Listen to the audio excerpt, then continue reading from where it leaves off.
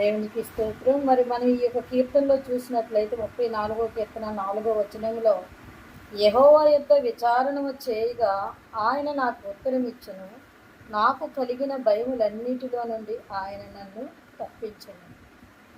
ఈ భక్తుడు ఏమంటున్నాడంటే, నాకు కలిగిన భయములన్నిటిలో, అంటే దావీదు కలిగిన భయములన్నిటిలో నుండి ఆయన నన్ను తప్పించు. ప్రతి మనిషికి అనేక రకాలమైన భయాలు ఉంటాయి. భయము అంటే మనం అనుకుంటాం, ఏ దురాత్మను చూసినప్పుడు, ఏ చీకటి శక్తిని చూసినప్పుడు భయం అనుకుంటాం. పెద్దవారికి కుటుంబం భయం ఉంటుంది, పిల్లలు కనివారికి పిల్లలు ఏ విధంగా పెంచాలని భయం ఉంటుంది, ఉద్యోగానికి వెళ్ళిన వారికి ఆ ఉద్యోగానికి వెళ్తున్నాను, అక్కడ ఉన్న ఆ యొక్క యజమాని ఏమి అనుకున్నా నేను ఇచ్చిన ఆ యొక్క అదంతా కూడా అతను ఒప్పుకునేలాగున ఏమంటాడో నేను ఇచ్చిన రిపోర్టుని బట్టి అని చెప్పి ఆ భయం ఉంటుంది. అనేకమైన భయములు ఉంటాయి. అందుకే ఇక్కడ ఏమంటున్నాడంటే, యెహోవా యొద్ద నేను విచారము చేయగా ఆయన నాకు ఉత్తరం ఇచ్చును, నాకు కలిగిన భయములన్నిటిలో నుండి ఆయన నన్ను తప్పించును. ఇన్ని భయాలు, బయటికి వెళ్తే, రోడ్డు మీదకి వెళ్తే, బండి పట్టుకొని వెళ్తే ఎలా వెళ్తారో, పిల్లలు తిన్నంగా వెళ్తారా, వస్తారా, రారా అని అనేక రకాల భయాలు ఉంటాయి. అయితే దేవుని యొద్ద విచారణ అనగా ఆ అంశాలన్నీ కూడా దేవుని దగ్గర చెప్పటం అన్నమాట. అది ప్రార్థనే.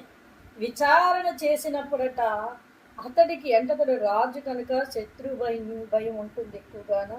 తర్వాత తన ఆరోగ్యపరంగా భయం ఉంటుంది. మరి ఆయా రకాల భయాల్లోంచి దేవుని దగ్గర అతడు విచారణ చేసినప్పుడు ఆయన ఆ విచారణకి ఉత్తరం ఇచ్చారంట. హల్లెలూయా.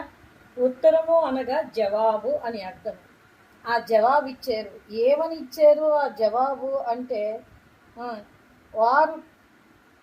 వారు ఆయన తట్టు చూడగా వారికి వెలుగు కలిగెను. అంటే ఈ భయాలన్నీ దేనికి సాదృశ్యమై ఉన్నాయంటే చీకటికి సాదృశ్యంగా ఉంది. లోకము చీకటికి సాదృశ్యం. ఎప్పుడైతే దేవుడు ఆ యొక్క మొరకి ఆయన భయాలన్నిటి నుంచి విడిపించారో అప్పుడు దేవుని వైపు చూసినప్పుడట వెలుగు కలుగుతుంది. మనం ఆరాధిస్తున్న మన ప్రభు అయిన యేసుక్రీస్తు వారు వెలుగై ఉన్నారు. నేను లోకమునకు వెలుగై ఉన్నాను అన్నారు.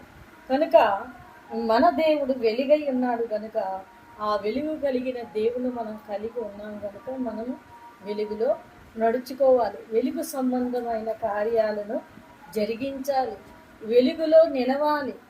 ఎప్పుడైతే ఆ వెలుగులో నడుచుకొని ఆ వెలుగులో నిలుస్తామో వారి ముఖములు ఎన్నడూ కూడా లజ్జింపవంట.